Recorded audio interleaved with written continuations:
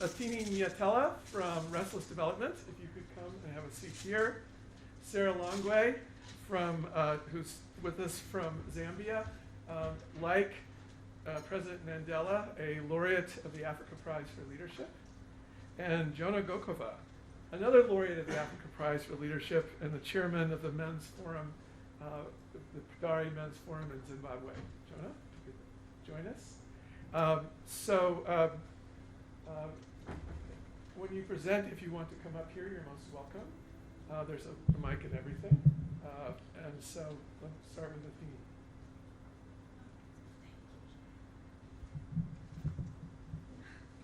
Thank you.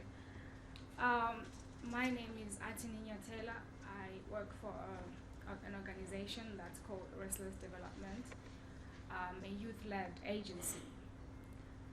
Today, Athini is about to speak on behalf of young people, not just on behalf of Restless Development. We as young people, and mostly everyone in this room, notice that young people are affected by most problems within society. And equally, young people form almost half of the world. But surprisingly, young people are always sidelined when it comes to solutions and how do we solve these problems that are affecting young people.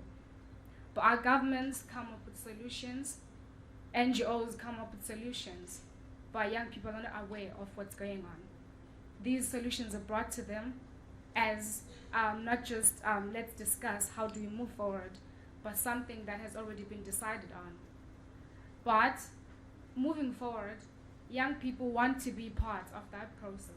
If you look at the SDGs, each and every goal that is in those SDGs, or maybe most, affects young people, and most of those young people are grassroots young people. And having been working in the grassroots, I know this for sure, that you bring these policies to people on the grassroots, and young people are questioning how these things have been decided.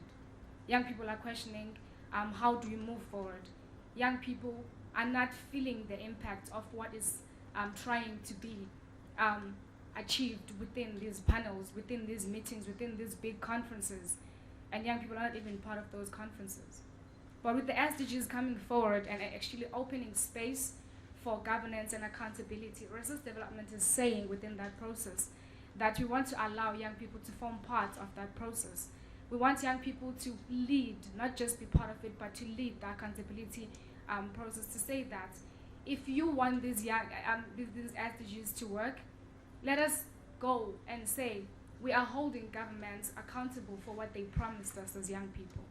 We're saying that as Restless Development, let us allow young people to collect data, young people to actually collect information and to say to governments, you promised us this and this is what has happened, now this is what we want more.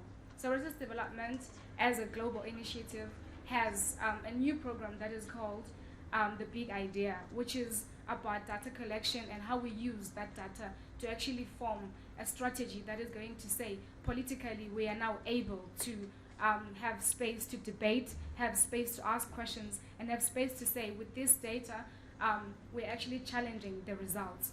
So that is still being piloted in 3 countries in Africa, which is Nepal, Ghana, and Tanzania. We're hoping that South Africa is also going to receive it pretty soon. But we also hoping that young people are also going to be allowed that chance to lead it. But at the same time, in my experience having worked on the ground on issues related to gender, issues related to sexual health, and issues related to HIV/AIDS, teenage pregnancy, and everything that is related to sexual health, I have found that if we do not engage young people and involve young people in this education, or maybe involve young people within the implementation, and also say that if you want to achieve these goals, or maybe achieve whatever that as these panels are trying to bring to young people, suggest to us what you want, suggest to us your priorities, and us, as people who are educating about sexual health, are going to bring to you exactly what you need. My issue with this is that if young people do not know what has been decided, if young people do not know how this was decided, how then are we going to measure the impact if we don't ask them? I mean, if we don't go back to the grassroots and inform people that we are trying to go through this process, but discuss all these things in national, international level, how then do we measure impact on the grassroots if they were never part of all these discussions and everything? They're not going, young people are actually reluctant to be involved in the implementation if they were not part of the discussions. And this is through my experience and with working with young people on the grassroots. And at the same time, how long are we going to try and solve these problems on a national level or maybe on a global level? How long then? Because the people that are affected by these problems more are people that are actually on the grassroots, are people in rural areas. But we always say that it's starting from the grassroots all the way up. But do we actually do that? Do we work in the grassroots? Do we go as this panel and everyone here? Do we go there and say, young people or maybe women or whoever that is in the grassroots, we have a plan. Help us design this plan and equally help us implement this plan. But as Restless Development, being a youth-led agency, we're saying that it's time that we give that space to young people, and young people on the ground are saying, give us a platform to discuss, give us a platform to make decisions, give us a platform to discuss and make decisions about our own life. Thank you.